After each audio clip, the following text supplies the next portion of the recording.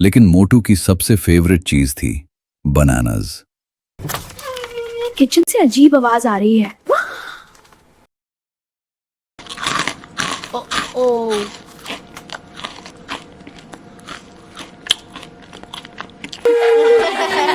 पूरा मंकी निकला।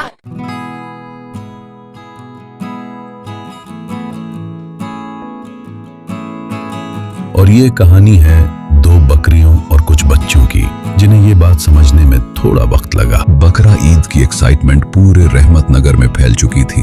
हर गली, हर घर और हर बच्चे के दिल में सिर्फ एक ही खुशी थी। जल्दी चलो, बकरा मंडी में नए बकरे आए हैं। आयान का एक्साइटमेंट कंट्रोल के बाहर हो चुका था। अब्बू प्लीज जल्दी चलो ना बकरा मंडी।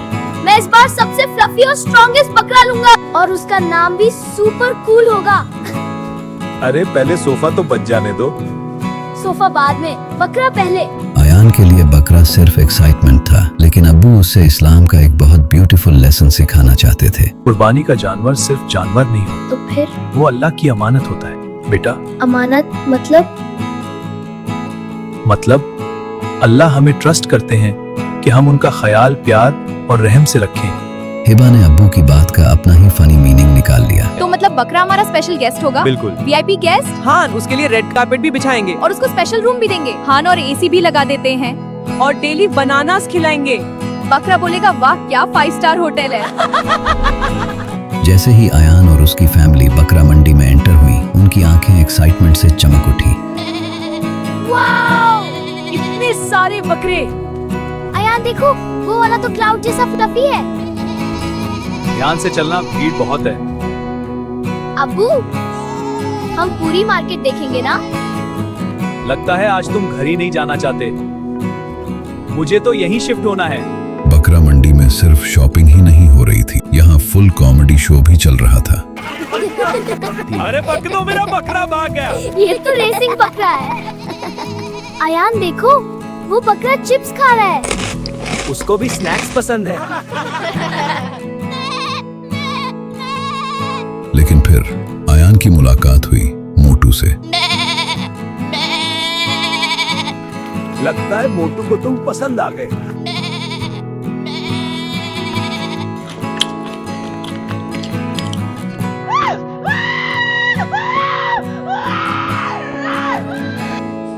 लगता है ये तुम्हारी शर्ट को घास समझ रहा है।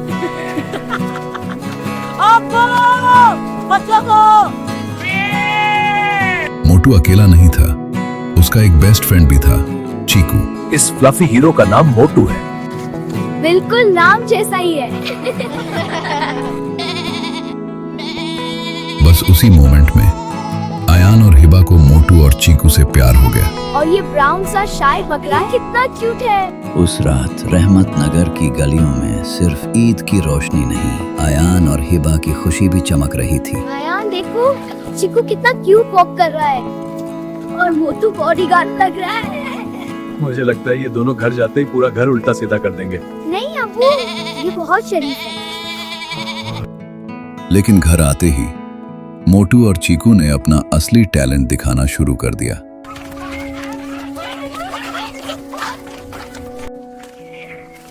अरे मेरा शूज! चिकू चोर है। मैंने पहले ही कहा था, ये दोनों शरारती हैं। मोटू, ये खाना नहीं है। लगता है इसको गार्डनिंग पसंद है। हिबा ने तो मोटू और चीकू को ऑफिशियली वीआईपी बकरे बना दिया था। बिल्कुल मूव मत करना मोटू। कितने हैंडसम नहीं, क्यूट। देखो तो अब देखो कितने हैंडसम लग रहे हैं। चिकू बिल्कुल बेबी लग रहा है। मुझे लगता है ये हमारी फैमिली का पार्ट बन गए हैं। लेकिन मोटू की सबसे फेवरेट चीज थी बनानास। किचन से अजीब आवाज आ रही है। ओ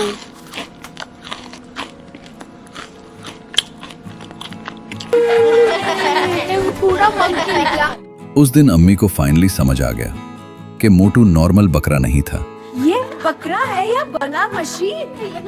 अम्मी देखो इसका इनोसेंट फेस। इनोसेंट? इसने पूरी बास्केट फिनिश कर दी। मुझे लगता है अब बनानास लॉकर में रखने पड़ेंगे। तुम ऑफिशियली किचन से बैंड हो। डे!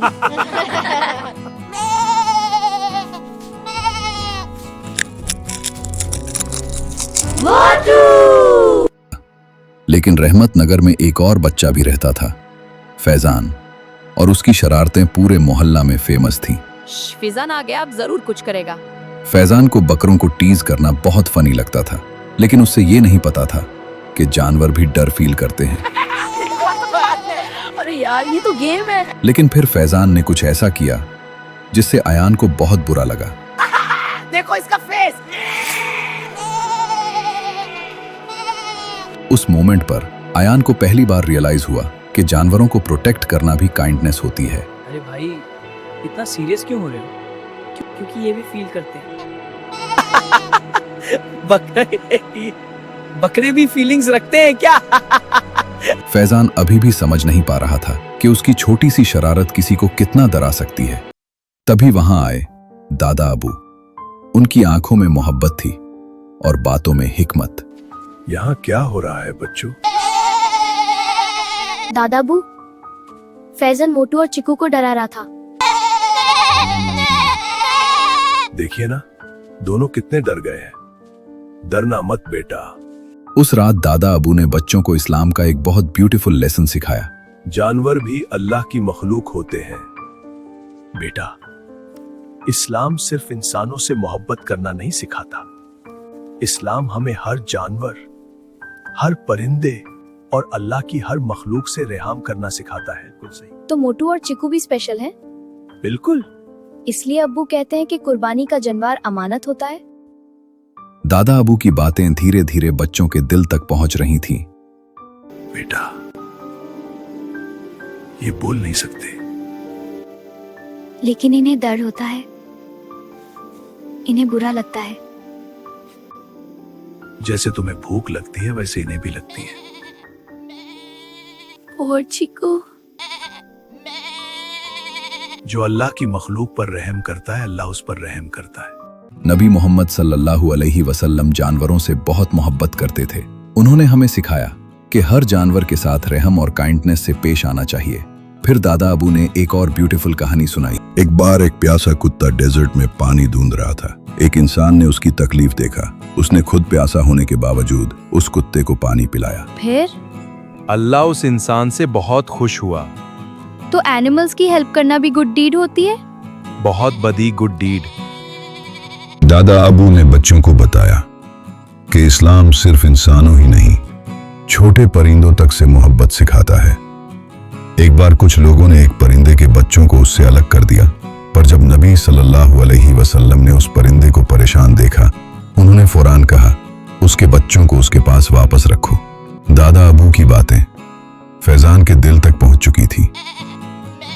गलत किया ना, मुझे नहीं पता था कि एनिमल्स भी इतना फील करते हैं। अल्लाह उन लोगों को पसंद करता है जो अपनी गलती सुधार लेते हैं। सॉरी मोटू और चिकू। उस रात अयान ने कुछ ऐसा सुना जो उसने कभी इमेजिन भी नहीं किया था। तुमने सुन लिया?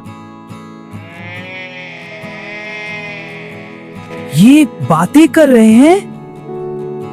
क्या सब ह्यूमंस अच्छे होते हैं? नहीं। मोटू और चीकू की फनी बातें सुनकर अयान की हंसी कंट्रोल के बाहर हो गई। मुझे लगता है मैं इस घर का सुपरस्टार हूँ। हाँ, अयान रोज तुम्हारे साथ सेल्फीज लेता है। कल तो उसने 17 सेल्फीज ली थी। और हीबा रोज मुझे रिबन पहना देती है। लेकिन बनाना सच में टेस्टी थे। उस मैजिकल रात अयान को समझ आया कि काइंडनेस सिर्फ ह्यूमंस के लिए नहीं होती। कुछ ह्यूमंस का दिल बहुत अच्छा होता है, जैसे अयान। हाँ, और शायद फैजान भी बदल सकता है। अगली सुबह फैजान पहले जैसा नहीं था। मोटू, चिकू, मैं तुम्हारे लिए फ्रेश घास ले आया हूँ। फैजान को अब समझ आ चुका था कि जानवरों को डराना फनी नहीं होता। सॉरी मोटू एंड चिकू, मैंने तुम्हें बहुत डराया। अब मैं कभी किसी एनिमल को तुम नहीं करूंगा। उस दिन के बाद सब कुछ बदल चुका था। देखो मोटू कितने मेज से घास खा रहा है। लगता है इसको फाइजन की घास पसंद आ गई। मैंने स्पेशली फ्रेश वाली चूज की थी। उस रात दादा अबू ने बच्चों को इस्लाम का एक बहुत ब्यूटीफुल लेसन सिखाया। एक रात अल्लाह ने इब्राहिम अलैहिस्सलाम को एक ऐसा ख्वाब दिखाया जो उनकी जिंदगी का सबसे बड़ा इम्तिहान बनने वाला था।